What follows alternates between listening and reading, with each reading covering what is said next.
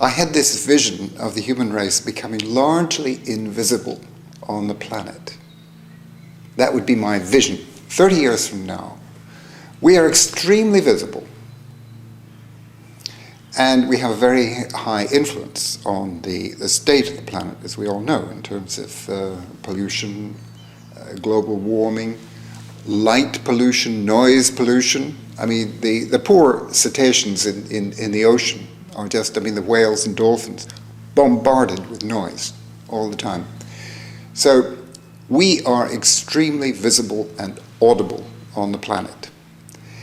And my vision is that 30 years from now, human beings will be almost invisible. Now that seems like an extraordinary vision.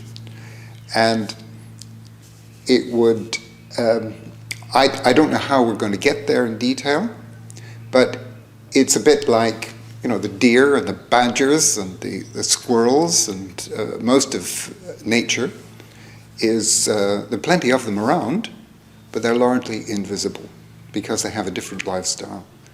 And I'm not talking about a Rousseau back to nature. I'm talking about using appropriate technology to use natural materials and energy to achieve a lifestyle in which we blend with the natural world. We've learned how to live in the way that other species have, and therefore we have achieved, our footprint has decreased dramatically to the point where we are one among many instead of an absolutely dominant species. I think we can see many of the elements that we need to put in place to achieve that. And the current mantra of sustainability, ecological sustainability, getting away from growth, is very important in that we have to use all the resources available to us now, and we have fantastic resources at the moment. And we could invest those in the technologies that we require in order to become invisible. Let me use that word, to become integrated with the natural world in a much more reasonable way than we are now. And as I emphasize again, this does not mean going backwards, it means going forward to a very, very desirable, beautiful culture. And so the technology that we need to put in place, well, we all know about it. It's solar, wind, renewable buildings, using sustainable materials, redesigning everything that we make in the culture so that we don't spread toxins around, we don't have landfills, we are doing what the natural world does in terms of recycling. We're using energy efficiency, everything gets recycled, the product is functional and it's beautiful. So we have a beautiful culture with quality of life and plenty of quantities, but they are the quantities that we need to live high quality life.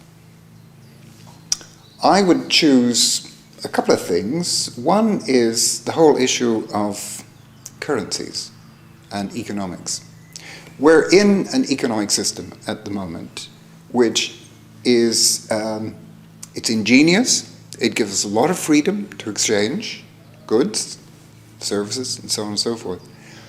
But underneath, it's deadly. And it's deadly because it forces economic growth, and economic growth forces destruction of nature and of us. I mean, we're on the way to becoming an extinct species if we go down that route. So we need to diversify. I mean, one of the keys in natural phenomena is the diversity of different strategies used. We have adopted a single strategy for currency in economics, and our economic system is just absolutely based and driven by that.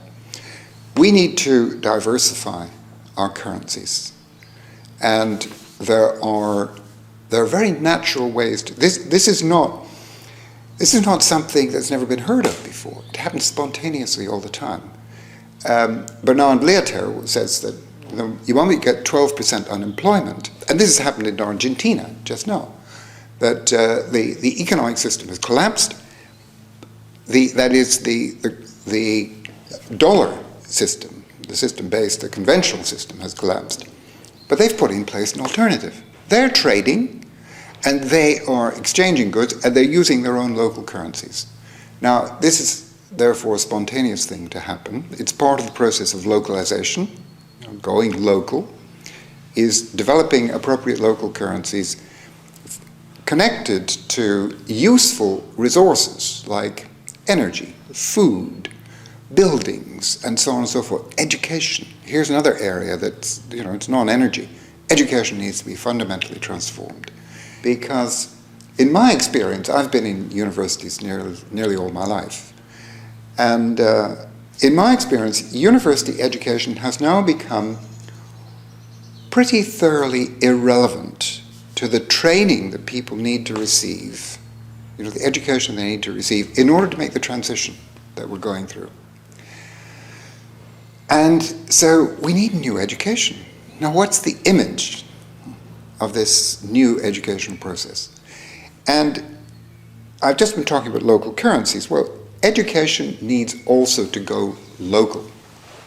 Universities should serve their local communities, and they should serve them with the ingenuity that comes out of this concentration of creative energy in universities in terms of putting together new communities, developing new technologies, so that we develop what I like to think of now as something that Fritjof Capra has introduced into the dialogue here at Schumacher College, looking at the Renaissance, the period of Leonardo da Vinci's time. It was a workshop culture. And a lot of people got their practical skills in workshops. Now, I love this idea. If universities and schools would become, in some sense, workshops, play shops, toy shops, whatever you want to call it, but where practical skills are developed for the whole person. And we don't fragment the world of learning into specialized disciplines. We will still have specialized skills because people will want to develop high quality ability in different areas. But that's up to the individual to choose. And that will give them the creativity to put things together in a new way. So those are two things I would focus on, is currency systems and the educational process.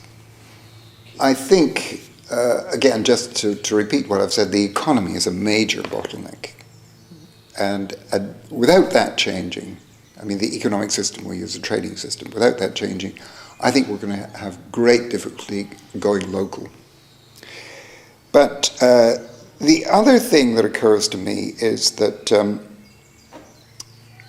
another bottleneck, this seems a funny way to put it, is the values that we have in society. Without a change of values and what it is that people feel gives meaning to their lives, we are stuck in a way of life that's a kind of what in behavioral studies you would call displacement activity.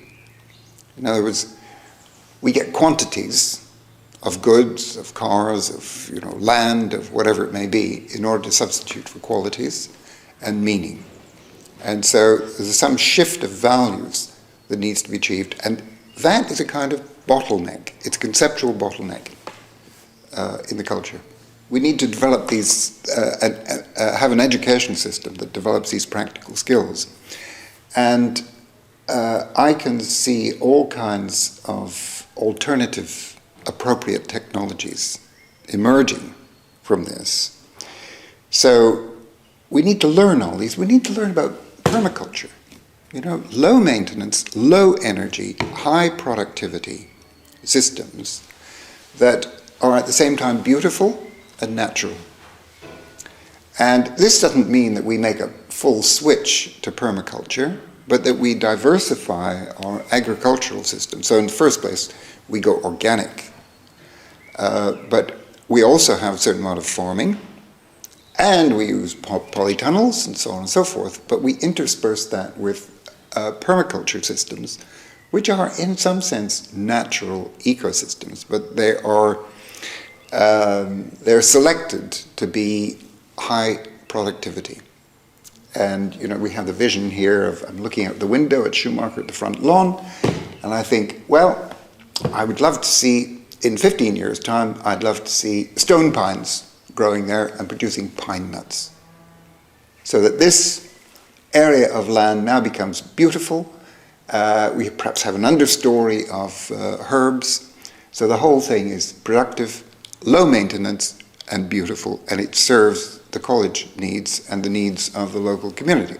And then we have, say, Chinese chestnuts all around the side. And we have the world expert in forest garden permaculture here on the estate, which is Martin Crawford. And that would be his advice of how to use. So we use our land and resources and skills in a way that's appropriate to the new culture that's emerging. I think if it's a 60s culture, you know, it's the rebirth of Orpheus, and music as a vehicle for bringing people together and getting a message across in a very joyful way. So that this is the way in which entertainment can become part of this transformational culture. And we use the personalities in the way that Geldof has used people to publicize this and to bring about some of these changes in mindset and values and to create a sense of community around the world. So I think you can use politics for this. Now, it's going to be a different politics than the one we have, but nevertheless, I mean, that's important. And the political spectrum is another very important vehicle for getting these ideas across. So I would use these, and to any extent that can be effective, and it can reach an awful lot of people. I use the media, the media extensively for this. I think what would facilitate this more than anything else is this change of mindset in people. Because without a change of mindset, without a change of values and ambitions, we're not going to move at all. So somehow this has to come about. Now it is happening spontaneously. And there's a whole network of organizations, associations, people, individuals who are, including yourself, who are working on this transformation. And there will come a time when there's a critical mass, and we've no idea when that is going to be, or even if we'll ever achieve it. But in the normal course of events, they will link up, and they will then bring about a transformation that is faster than any of us ever expected. And so it will be the flowering of a new culture, a renaissance, which is creative, innovative, has high quality of experience and values, has meaning for people. It's integrated with the world, but the first thing is to change the vision.